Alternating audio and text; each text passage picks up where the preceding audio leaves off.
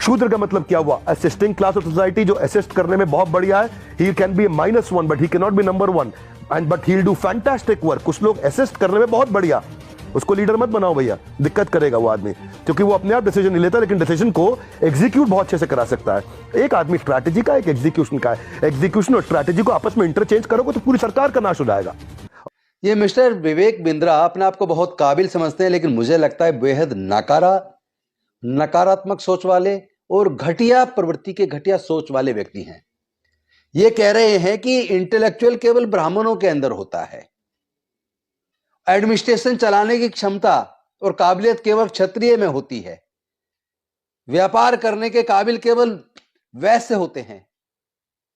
अरे मिस्टर बिंद्रा जी, कभी डॉक्टर बाबा साहब अंबेडकर जी के बारे में पढ़ लेना. उनके ज्ञान के मुकाबले पर, उनके इंटेलेक्चुअल के मुकाबले पर पूरे दुनिया में चंद लोग मिलेंगे, और भारत में तो शायद कोई उनके मुकाबले के ज्ञान वाला व्यक्ति मिले ना. जाति और धर्म, क्या ये ज्ञान जाति धर्म से बंधा है? आप वर्ण व्यवस्था के पोषक हैं. देश के शूद्रों से और अछूतों से आप नफरत करते हैं. आपकी घटिया सोच आपके शब्दों में प्रदर्शित होती है. देश में इतने सारे एडमिनिस्ट्रेटिव ऑफिसर्स हैं, सीनियर आईएएस आईपीएस ऑफिसर्स हैं, जो अनुसूचित जाति जनजाति पिछड़े वर्ग से आते हैं, जो शूद्र या अछूत वर्ग से आते हैं, जिसको आप कह रहे हैं वो केवल असिस्ट कर सकते हैं, उनमें असिस्ट करने की अच्छी काबिलियत है. और साथ में इतना ही नहीं कहा, आप तो पूरे कौम को अपमानित कर रहे हैं. आप ये कह रहे हैं कि उनको अगर राज का सत्ता चलाने को देंगे तो बेड़ा गर्क कर देंगे सरकार का. कितनी घटिया मानसिकता आपकी. इतना बड़ा एग्जाम्पल लाइव आपके सामने बाबू जगजीवन राम जिस मंत्रालय में गए, इतिहास रच के दिखाया. याद है ना रक्षा मंत्री कौन थे जब पाकिस्तान के साथ युद्ध हुआ और जीता? बाबू जगजीवन राम थे. और साथ ही साथ बहन मायावती जी के बारे में नहीं जानते आप? आज भी पूरे देश के लोग कहते हैं प्रशासनिक क्षमता जो बहन मायावती जी के अंदर थी वो किसी दूसरे में नजर नहीं आई. काबिलियत किसी जाति से जुड़ी नहीं है. आप तो देश के वैसे संप्रदाय को भी अपमानित कर रहे हैं, आप तो देश के क्षत्रिय को भी अपमानित कर रहे हैं. आप कह रहे हैं कि इंटेलेक्चुअल केवल ब्राह्मण में होते हैं, तो क्या क्षत्रिय में वैश्य के अंदर इंटेलेक्चुअल नहीं होते?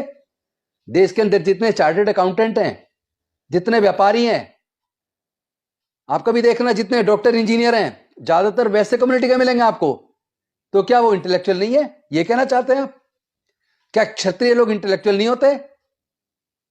आप उनको काबिल ही नहीं समझ रहे हो?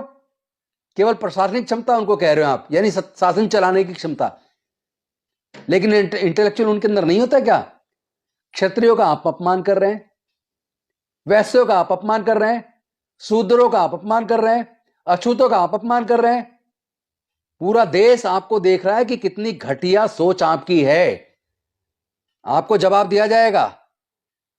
हम अपनी काबिलियत के दम पे आपको जवाब देंगे, और पहले भी दिया है.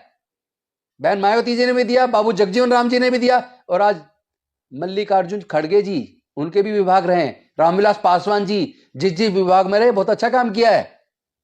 हमारे लोग जहां भी जाते हैं वो ज्यादा, कई गुना ज्यादा मेहनत करते हैं, क्योंकि उन्हें ये रहता है, ये प्रश्न चिन्ह लगा कि ये एससी से एसटी से हैं, ये काबिल नहीं होते. ये जो तुम्हारा दिमाग है ना, ये काबिल नहीं होते. इस दिमाग को दुरुस्त कीजिए. हमारे लोग अपनी काबिलियत साबित करने के लिए कई गुना ज्यादा मेहनत करते हैं, ईमानदारी से काम करते हैं.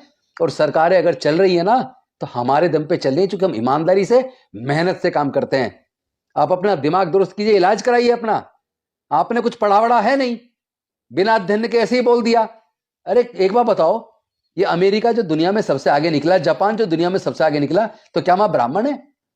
व्यापार में भी अगर वो देश सबसे आगे हैं, तो क्या वहां वैसे कम्युनिटी के लोग रहते हैं? क्या वहां पे जो शासन चला रहे हैं जो लोग, वो क्षत्रिय भारत से जाके बसे हैं वहां? आपकी मानसिकता गंदी है. क्योंकि काबिलियत किसी जाति धर्म से बंधी नहीं है. काबिलियत अंदर से आदमी की होती है, और आदमी उसको निखार सकता है मेहनत करके, अध्ययन करके, रिसर्च करके. अपना दिमाग दुरुस्त करवाइए. और साथ में मैं बहुजन समाज के लोगों से निवेदन करना चाहता हूं, साथियों, हमारे समाज के बारे में देख लीजिए इनकी क्या राय है. इसलिए आप लोग ज्यादा मेहनत कीजिए, अध्ययन कीजिए, पढ़ाई को हथियार बनाइए, और डॉक्टर बाबा साहेब अंबेडकर की तरह इतिहास